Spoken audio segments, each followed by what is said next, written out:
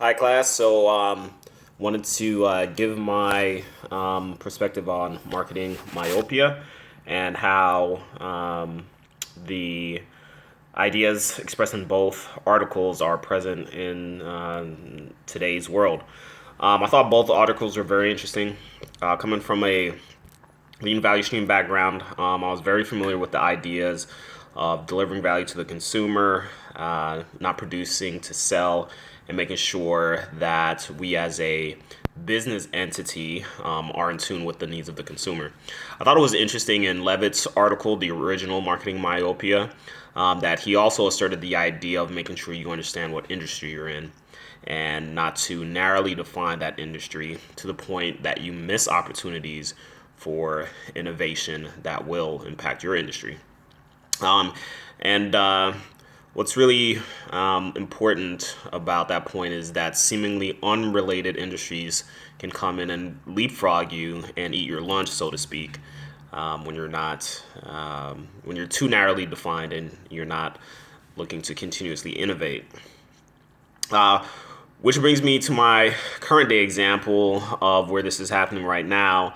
That's right, you guessed it, Uber and the taxi business.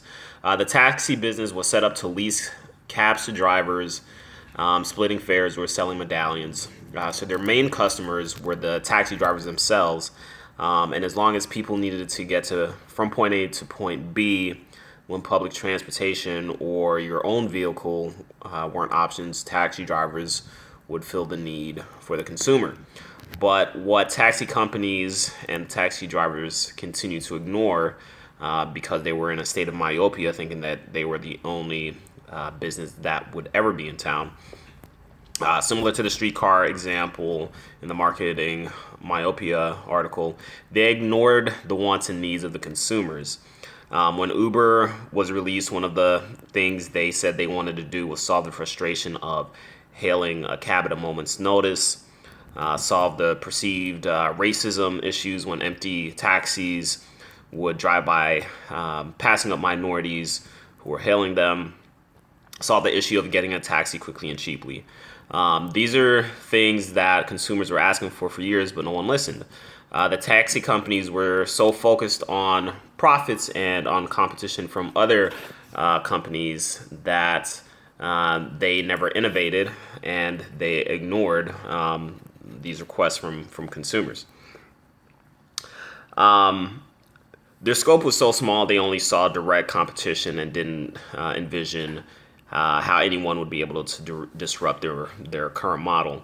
An industry seemingly unrelated to driving, the tech industry, came in and answered a lot of those burning needs that the consumers had been asking for. Now the taxi industry finds itself in a space of needing to catch up. So where Uber and Lyft have become so part of the culture, the phrase that people use now when they need a ride is, "Hey, let's just Uber." They don't say, "Let's call a taxi" anymore. The taxi industry has tried to come out with apps of their own. Flywheel and Curb are a couple examples, but they were so slow to react that Uber and Lyft had already displaced them when these apps were released.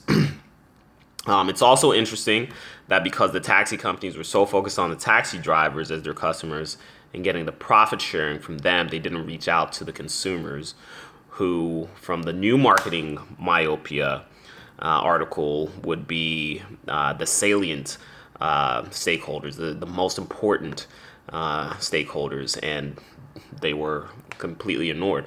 So that was their biggest folly.